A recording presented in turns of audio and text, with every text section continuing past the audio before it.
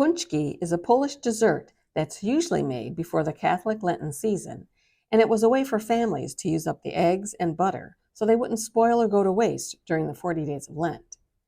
In the bigger cities along the Great Lakes, like Chicago, Detroit, and Cleveland, where I grew up, they actually celebrate Puhnch-key Day on Fat Tuesday, the day before Ash Wednesday.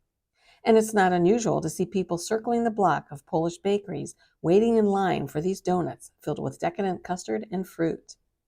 I know Fat Tuesday is all about excess, but I prefer to bake my Puhnch-key instead of frying. Baking means less mess, less calories, but there's no compromise on taste. Now that the ingredients are fully incorporated, you want to slowly add 1 final cup of flour. You can see that the dough is very sticky.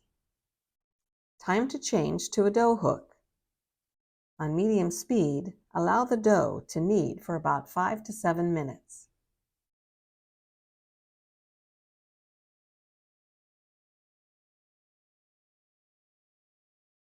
My dough has doubled in size.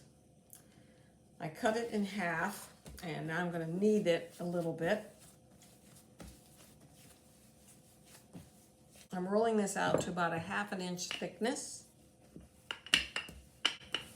This dough smells fabulous. I can smell the egg and the brandy in here. It feels so silky. So, rolling it out to about 1/2 inch, have a 3-inch biscuit cutter. I'm going to cut rounds. The nice thing about this dough is you can take the scraps and re-roll it, use it all up. I'm going to put this on a parchment-lined baking sheet, cover it with a damp tea towel, and give it about 1/2 hour to 45 minutes to proof one more time. In the meantime, I have my oven preheating to 375. It's been 10 minutes and my Puhnch-key are done, and I checked by inserting a cake tester right in the center here, and it came out nice and dry. Now, of course, these wouldn't be Puhnch-keys if they didn't have a filling. Today, I'm doing 2 types, so I took my warm Puhnch-keys and put a little bit of melted butter and rolled them in sugar. Now I'm going to fill those with my homemade blackberry jam.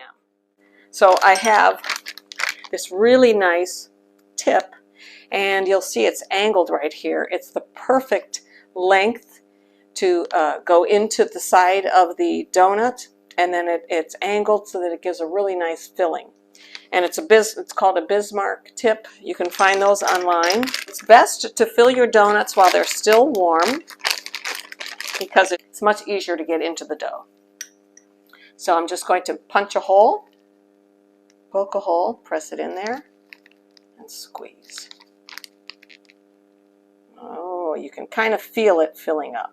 Puhnch-keys are best eaten the same day you make them, although you can cover them loosely and store them room temperature for about up to 48 hours.